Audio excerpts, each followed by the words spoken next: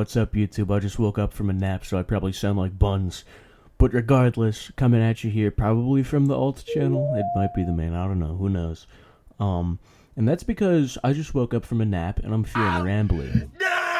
I wanted to discuss mutants today. You see, I've moved away from ATF for the most part when it comes to making videos, but I still play the game quite a bit. I own a faction in it, so recently, I decided to check out good old ATF YouTube for the first time in a few months, maybe a year or two, I don't know.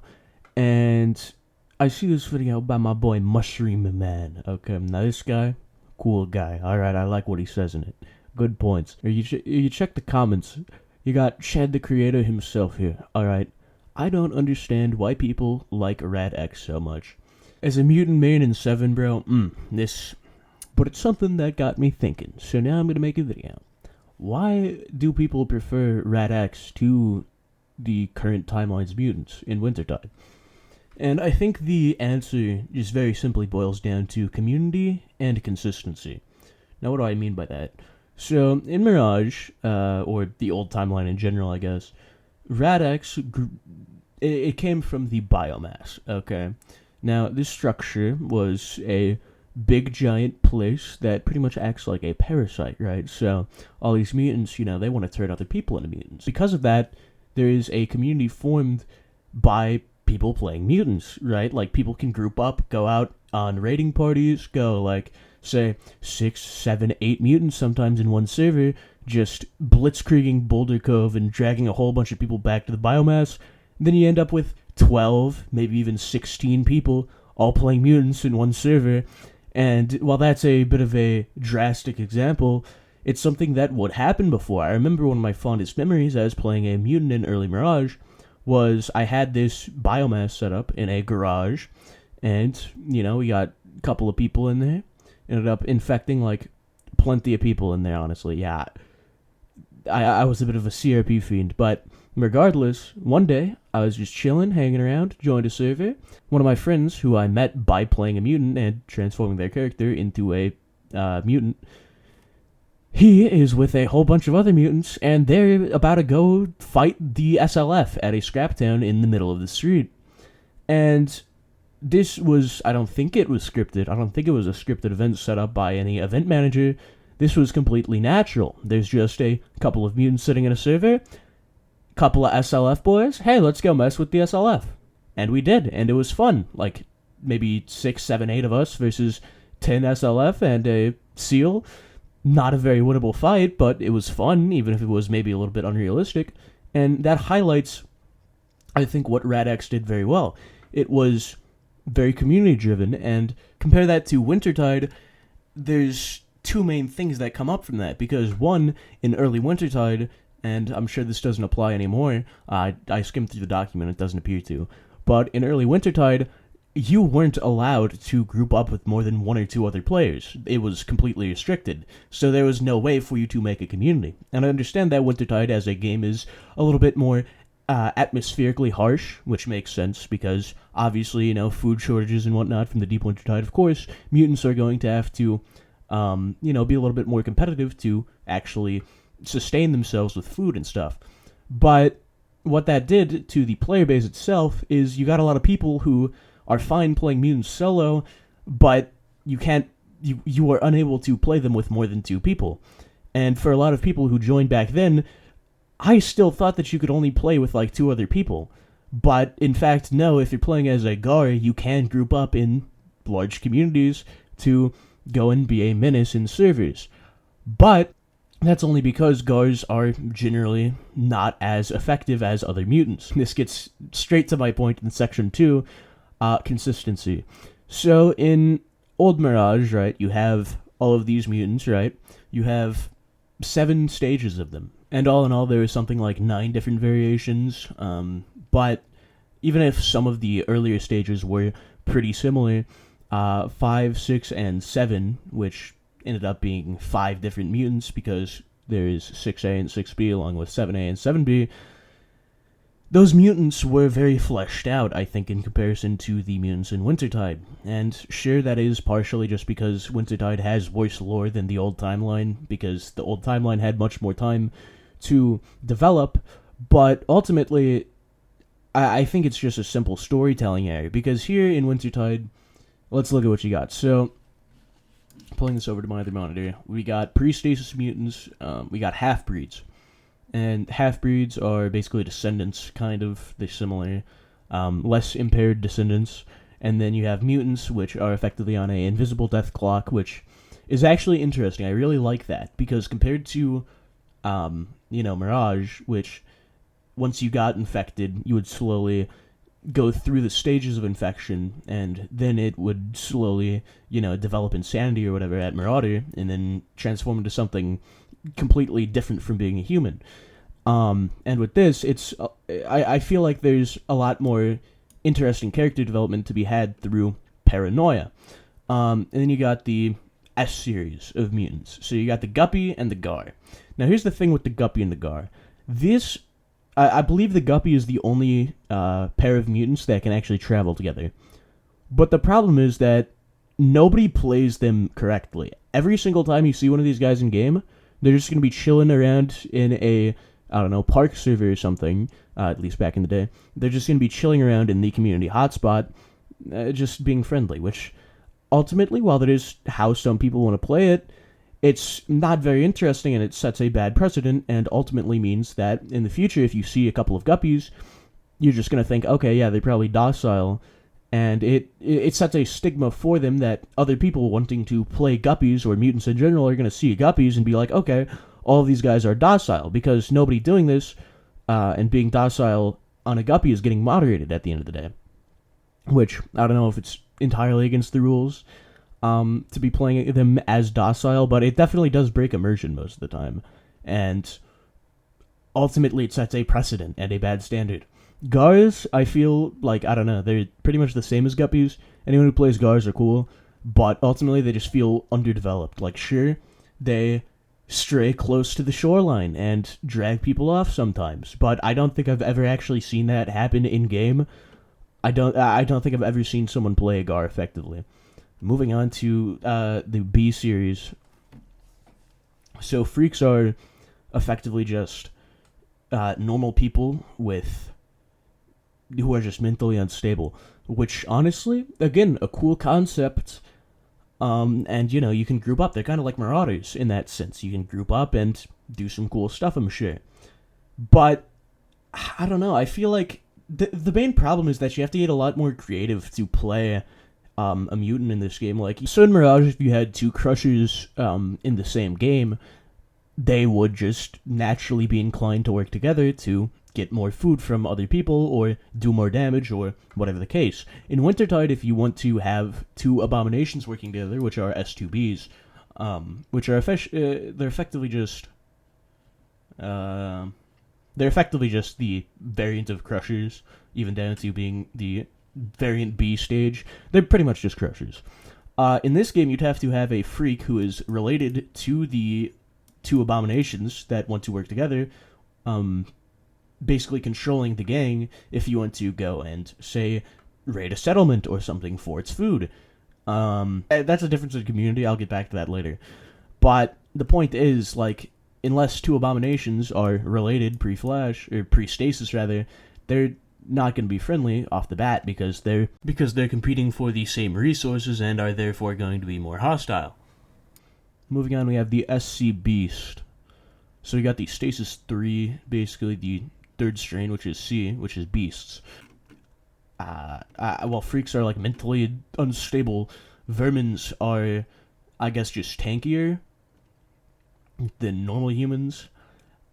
Which, I mean, honestly, vermins just seem boring looking at this, because, like, I don't know, it doesn't seem like you'd really be able to use them effectively if you're soloing, because you get shot and you're dead, because they can't use guns or anything.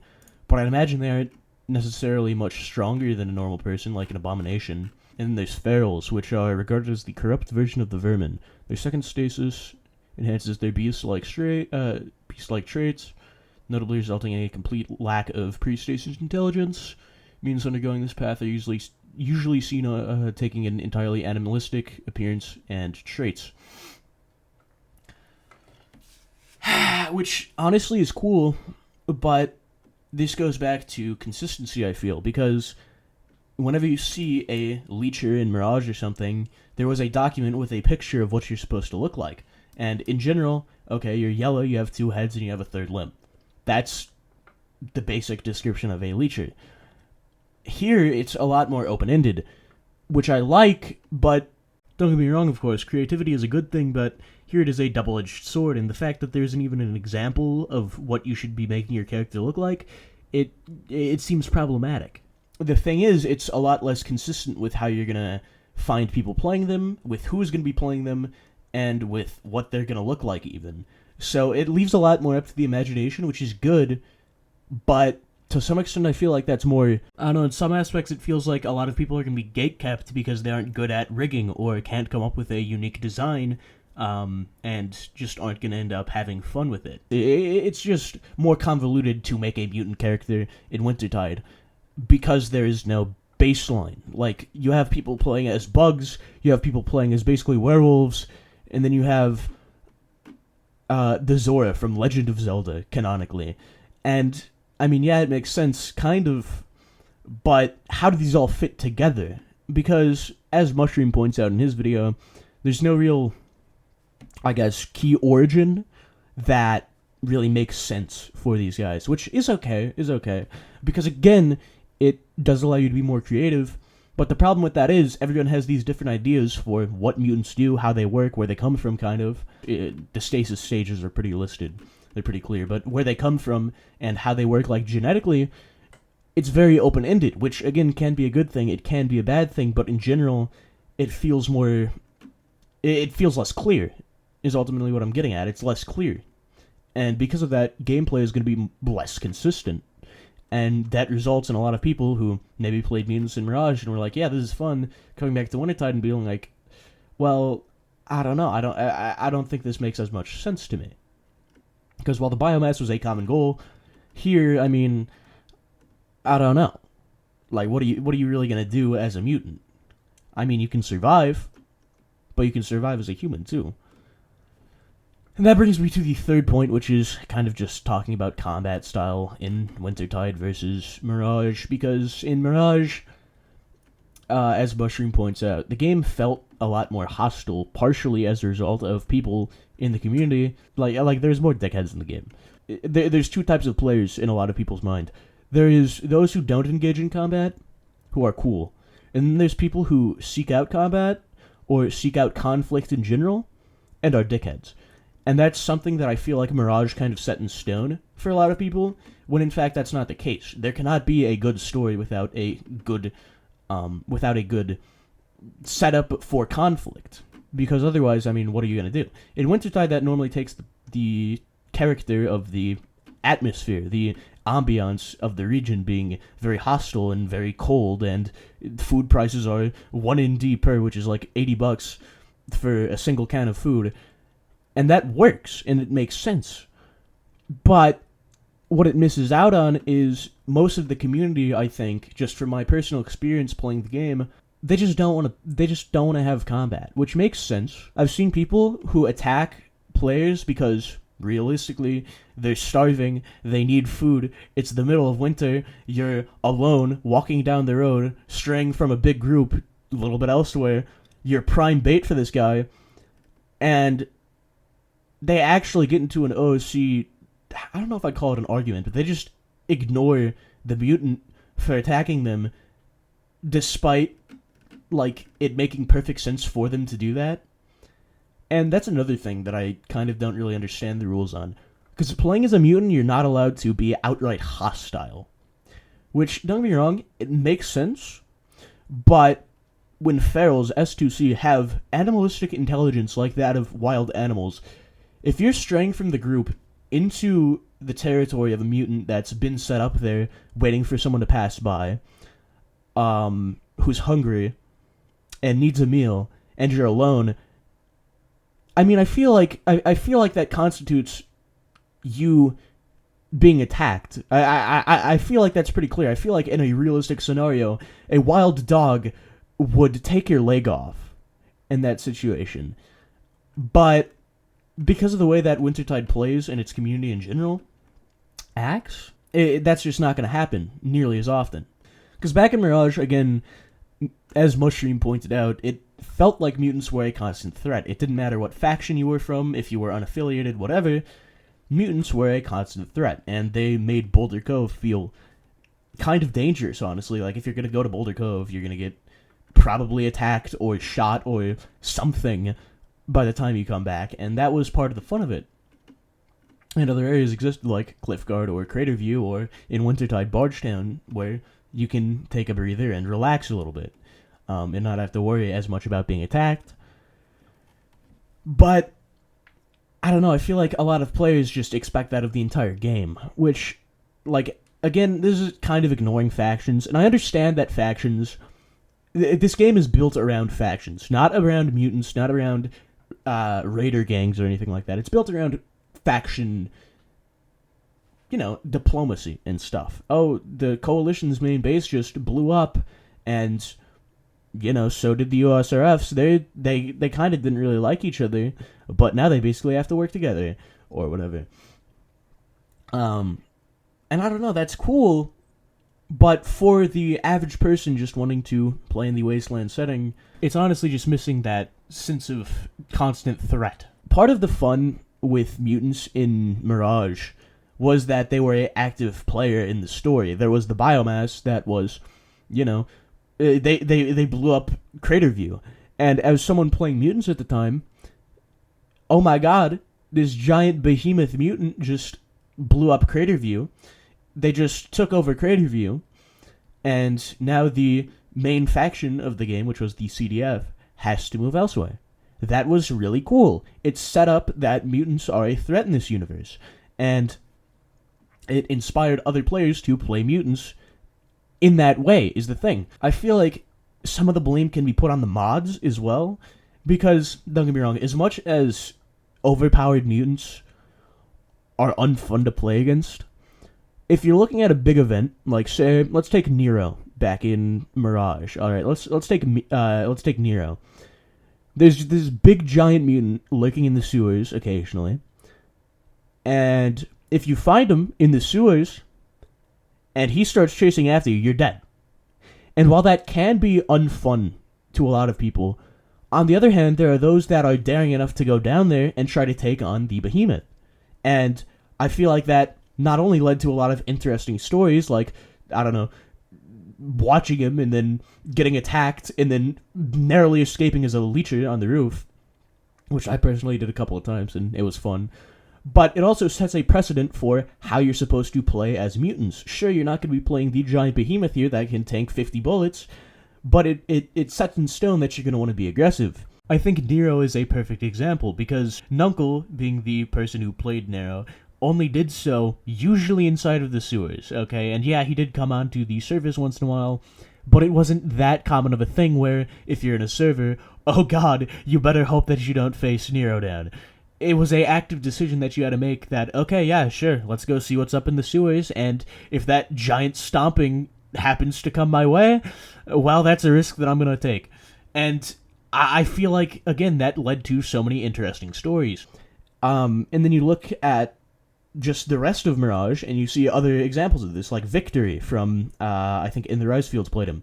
Very good example. As far as I remember, Victory only came out in public servers when there was a massive biomass horde, so if you saw 15 mutants walking through the city, then you would know that something was up and you should probably not go there. Ultimately, it seemed kind of fair, and Victory also contributed to the main story by attacking the SLF on several occasions. Big mutants like this, which actively were kind of advertised to be, oh crap, scary boys, even on the document, were pretty much everywhere. In Deep Winter, a mutant ran by Admiral Jean ended up becoming the main enemy of the entire game, and I literally got, like, permanently killed on my second host in GCSA. But it was a blast, dude! I get why they don't want to do another mutant-focused game when they've already done 2 to 3 of those if you include Overcast, which had the Blight instead of Rad-X, but not having any form of organized group for mutants just, I don't know, it takes away part of that ATF feel for me. A lot of people say that Wintertide is missing something very abstract, and I feel like this is part of that, even if it might also have to do with lore and atmosphere or whatever. The vibe of Wintertide, I feel, is so different because there is no organized threat like the Blight or the Rad Axe Fires. Cool examples of lore events, but also they instilled in the player base how mutants are supposed to be played. You look at Wintertide, and the only example of moderator mutants that I've ever seen, because Wintertide focuses a lot more on actors, which is like big groups of players playing as mutants instead of big giant, well, playing as generic mutants rather than moderators leading a charge of unique mutants. And that there's pros and cons to that, but ultimately what happens is in Wintertide, the only time that I've ever seen a late stage mutant, which I believe was a S3 in this case, a S3 something, was during an event with Lind. Okay, so I was actually hosting a startup in Flashstorm, and Lind popped in and said, "Hey, do you mind if I do a little event here?" And I was like, "Sure." And what ended up happening was she ended up grabbing plenty of our group, because there was a group stationed on the Icelands trying to do a fishing event during a blizzard, which was not the best call ultimately, but it ended up being a fun event because this giant tall mutant runs by, grabs one of your boys, sprints past because they're going at like 70 miles per hour, throws him into a hunk of dirt, throws him into a mound of dirt, runs back, grabs another, and keeps doing that. Like it's Lego the Flash. And on one hand, it was a really cool event, and it had a lot of tension, but on the other hand, it's like, I mean, what was its goal here? Was it just here to play tricks on everyone? Now, don't get me wrong, of course, there was probably some icy reasoning behind it, and if not, it was still a fun event, but I don't know, I mean, there's no clear discernible goal for mutants in this game, and it's a missed opportunity. What I actually noticed was a lot of smaller mutants ended up coming in of lesser stages and wound up attacking the campsite. Maybe that was coordinated, maybe it wasn't. And if that's the case, that's cool. But above all else, I mean, it just leaves a gray area for what mutants are supposed to do in the community. Because for a long time, again, you are only allowed to go out with a group of one, maybe two other mutants. So, are mutants for solo players, or are they community driven? Because more recently, with the current guide that was made in 2022 apparently, and with the event that I just mentioned about Lindy, clearly mutants are supposed to work together in some regards.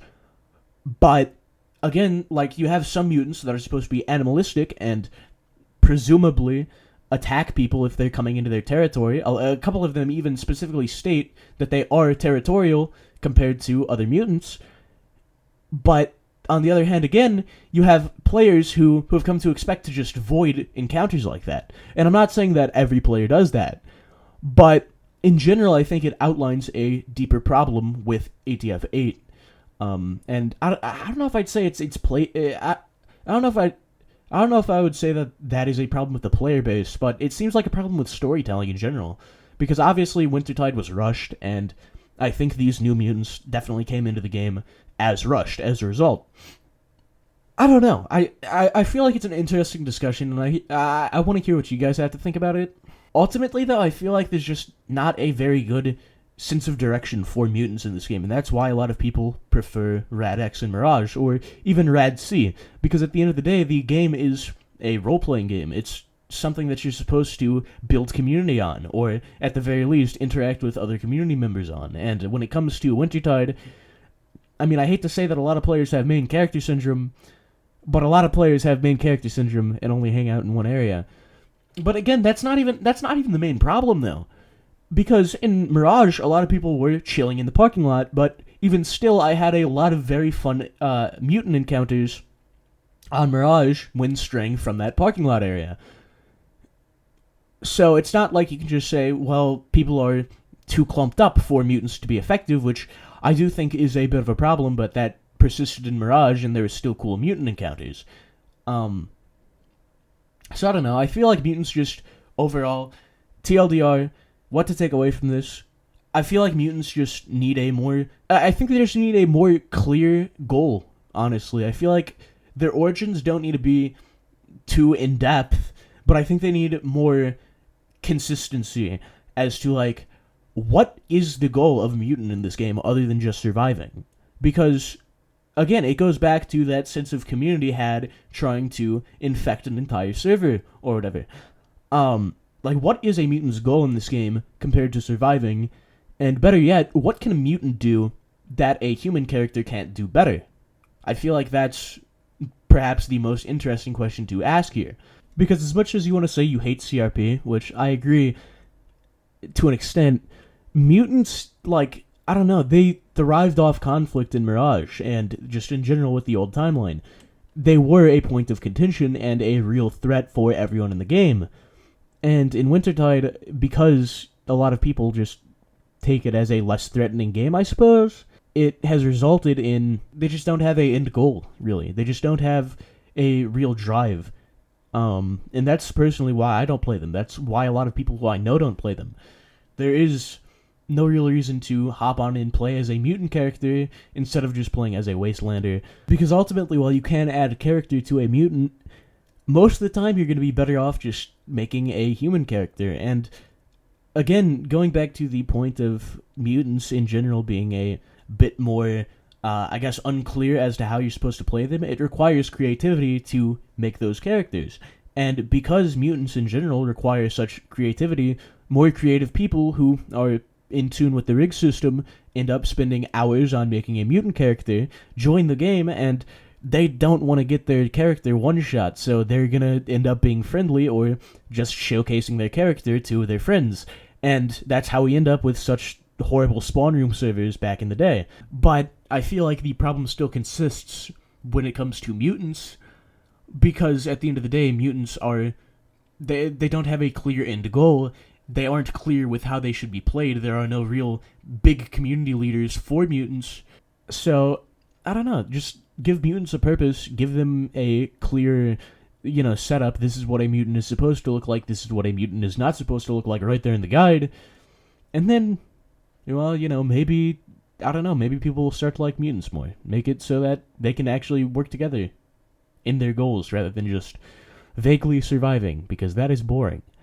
So yeah, if you want to contribute to this discussion, because honestly I think this is a interesting one to be had, feel free to do so. Comments are always open. And yeah, thanks for watching. Spread this around, please. Yeah, peace. Begin audio prompt in 3, 2, 1.